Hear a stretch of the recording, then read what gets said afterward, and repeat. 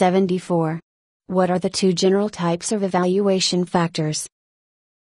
Evaluation factors can be based on price-related factors and non-price-related factors. Price-related factors help the government realistically determine the lowest overall cost at which it can obtain commercial supplies or services. Typical price-related factors included in a solicitation, for example, an invitation for bids, IFB, used in sealed bidding, might be the cost of government-furnished property. Options: the cost of leasing needed items versus purchasing them. Transportation costs. Other costs. The cost of government-furnished property. When contractors possess government property, they are required to use that property to the maximum practical extent. At the same time, agencies are required to eliminate any competitive advantage that might arise from using such property.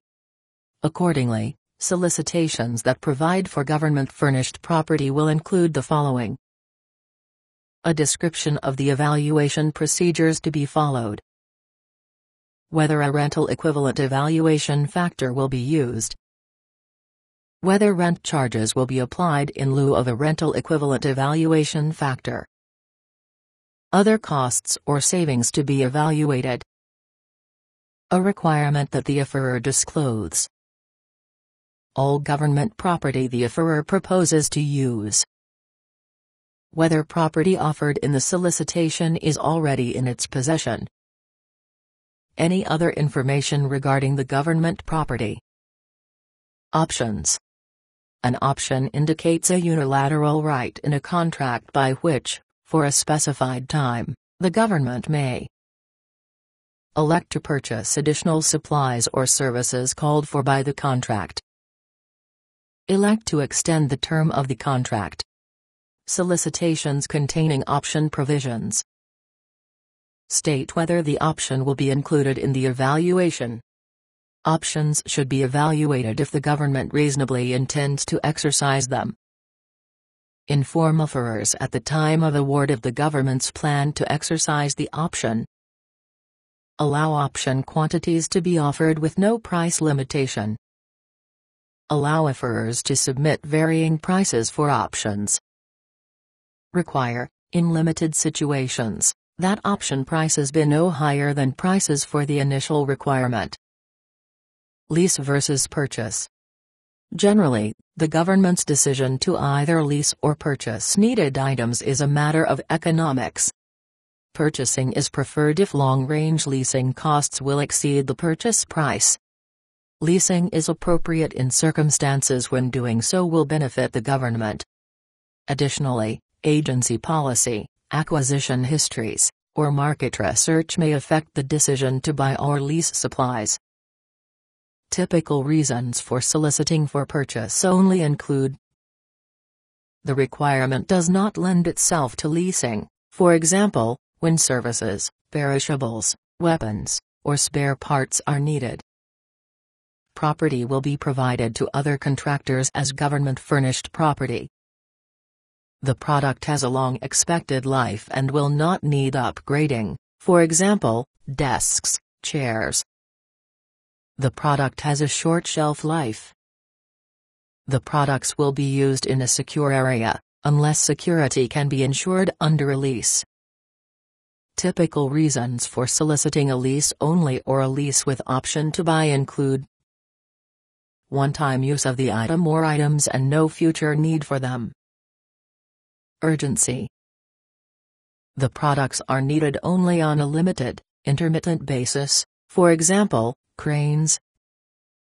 The particular goods needed are available from the market only through a lease. Maintenance by the original equipment manufacturer is offered only when the equipment is leased. Prices are expected to decline rapidly or technology is expected to improve rapidly during the period of need. Continued need for the goods is not known beyond the period of performance.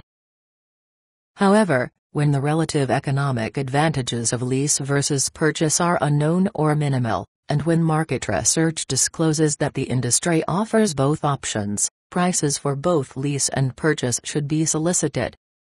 The solicitation will advise offerors that the government's award decision will be based upon the most advantageous offer received, considering prices for a new purchase, cumulative lease prices for the estimated period of use, net overall prices in leases with options to purchase or own, transportation and installation costs. Transportation costs. The Corps must inform the CEO if he or she wants offerors to submit offers that address shipping requirements for the products to be delivered. Shipping options include free on-board, FOB, at origin, with the cost of shipping and risk of loss borne by the buyer, the government. FOB destination, with the cost of shipping and risk of loss borne by the seller, the contractor. Both bases prospective contractors may quote both FOB origin and FOB destination costs. Generally, FOB at origin offers may be more advantageous to the government when lower freight rates are available to the government for shipment to final destinations. When offers on both bases are permitted, the solicitation will advise the offerors that the two FOB offers will be evaluated on the basis of the lowest overall cost to the government.